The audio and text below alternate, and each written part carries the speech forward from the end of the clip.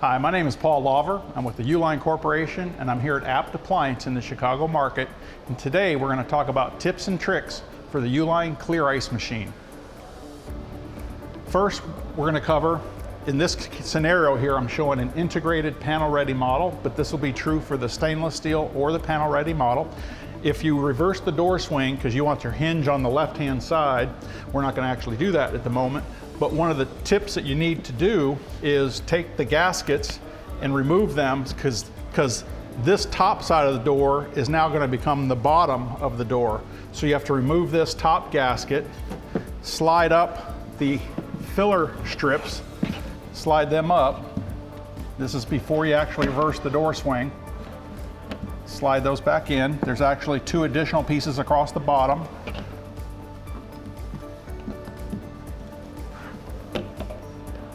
Once that's done, there's also a little notch in the gasket itself. You'll see right here, that notch is to ensure that the magnet that's on the bottom here, that magnet tells the unit that the door is closed or open, and then this will go upside down versus being at the top out of the box from the factory. So everything for Uline comes out of the box with the hinge on the right-hand side, but they are field reversible. So that little notch allows for the gasket to sit flush in the track. And it's advisable to start with the gasket in the corner to ensure that it gets properly put in place. So now that that's done, the gaskets have been reversed. Now you can actually take the hardware off, flip the door, and the unit will be ready for installation.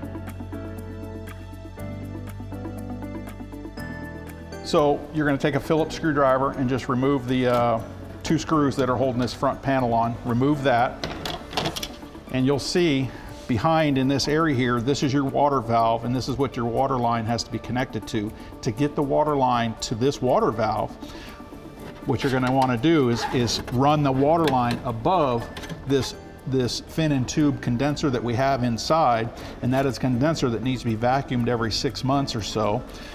Depending on debris in the house, cat hair, dog hair, that kind of thing. But you can see that water line literally goes right across the top of that condenser.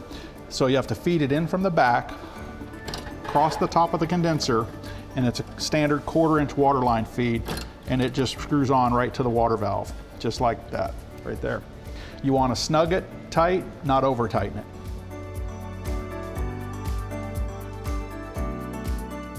Critically important to make sure that the ice machine is leveled into the cabinetry properly, and the reason for that is when this produces ice, this has about 1 liter of water sitting in this, what I call ice trough area here, and then behind this shield is a circulation pump, and that water is going to draw out of that through the pump, through this black rubber tube up here, and it's going to fill this little tray across the top, and then gravity takes over and water cascades across this stainless steel evaporator plate. If the unit is leaning forward or leaning back, that's going to equate to an uneven sheet of ice.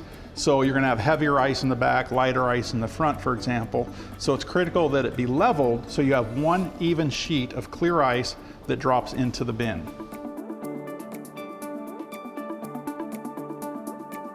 So in regards to maintenance of the ice machine, this is probably one of the most critical parts of owning a clear ice machine, is that it gets maintained and cleaned at a minimum of every 6 months. Twice a year it should be cleaned. When I mean cleaned, that means descaled. So internally, where water is flowing through the unit, water valves, water lines, circulation pumps, those can get built up with scale on the inside, and that scale can reduce the life of the ice machine. So it's very important, minimum twice a year, that you run the machine through a descaling process. That process is listed step by step in our use and care manual. And just as a high level, what you would do is just remove the cover that your scoop hangs on, and you'll see inside there's a water trough area here that's filled with about 1 liter of water. You're going to use the specific Uline cleaner to pour inside that little trough area there per our cleaning instructions, and it takes about 45 minutes. The great thing is once every 6 months, based on 6 months of runtime, on the display, it will actually give you the letter CL, meaning it's time to clean your ice machine. So minimum 6 months. If your water's hard, I recommend every 3 months. So the descaling agent goes inside. It's a 45-minute cycle. It goes through 8 washes. It then goes through 8 rinses. We don't make ice at all during that process. And then after that 45-minute cycle, it then resumes making ice at that point. So very easy to do. It takes about 10 minutes of actual labor time to put the unit into a clean cycle. And you walk away after that 10 minutes, come back later that day, and your bin will be full of ice again.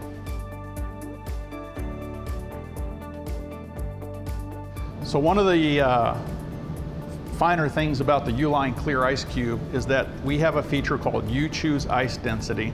You can choose how deep the dimple is in the cube or how shallow that dimple is. And why you would do that is based on your own personal preference. If you like to chew ice, bite ice, you're gonna want a much deeper dimple. And on the control panel, you can choose from anywhere from -10 to +10 to fine tune exactly how deep or how shallow that dimple is. -10 would be a very deep dimple, which would equate to a less dense cube.